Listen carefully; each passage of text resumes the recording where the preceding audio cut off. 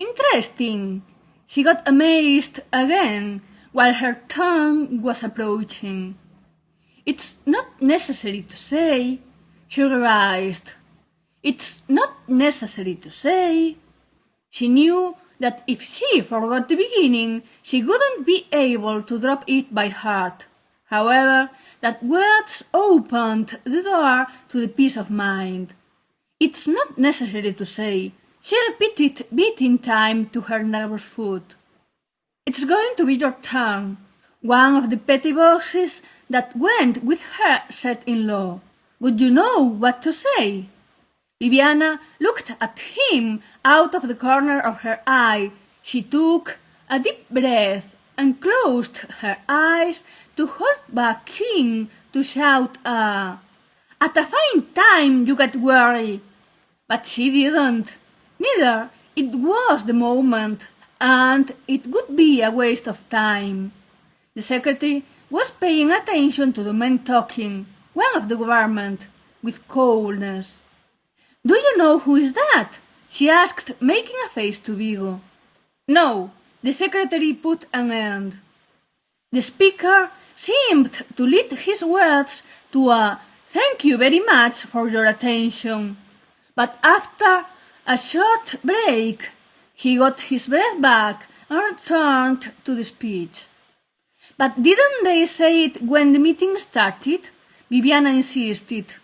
"I didn't hear it clearly," the secretary answered, disgusted by the interruption. "But didn't you hear anything?" She tried again. "Why aren't you a bit polite and let me listen? A government representative is speaking." The secretary half threatened, as she was a Catholic mother and that was the parish day. "Snooty! She's going to get a medal," Viviana thought.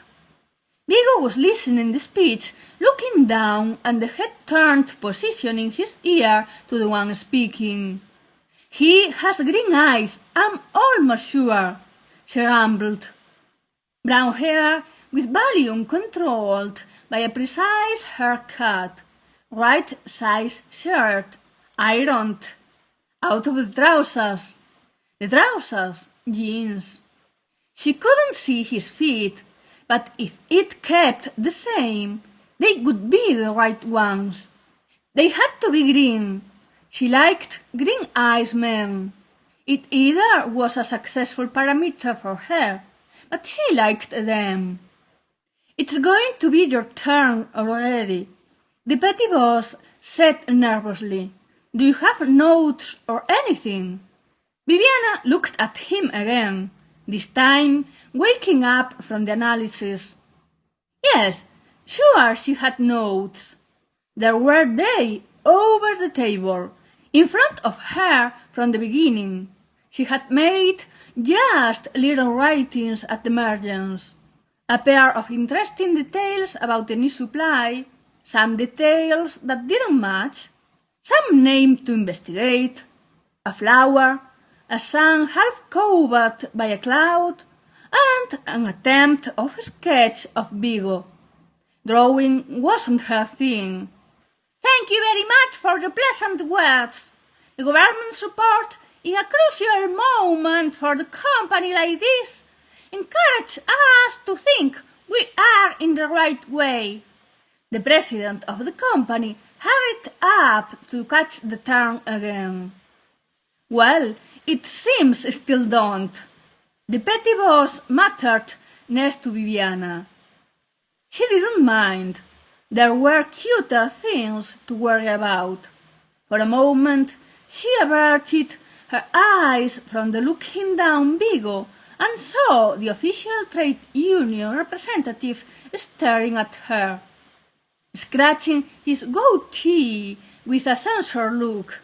She wrote his name down next to the "to investigate" ones. It wasn't that she thought he was interesting, or that looked suspicious.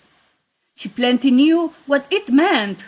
It was the same of all of them, including the two petty boxes that mattered on her ear. Stupid posh. That was what that look meant. But she didn't mind. She didn't think she was a posh. She was too classy.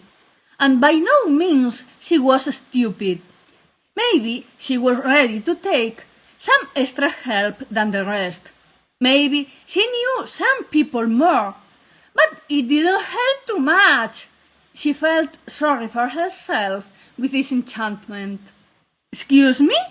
she asked almost aloud without realizing until the secretary gave her a nudge. She didn't even pay attention. She looked up in a hurry in the report they handed out at entrance. She thought and checked it all under some sensor looks more. She was used to. "It's going to be your turn already." The petty boss was right at last.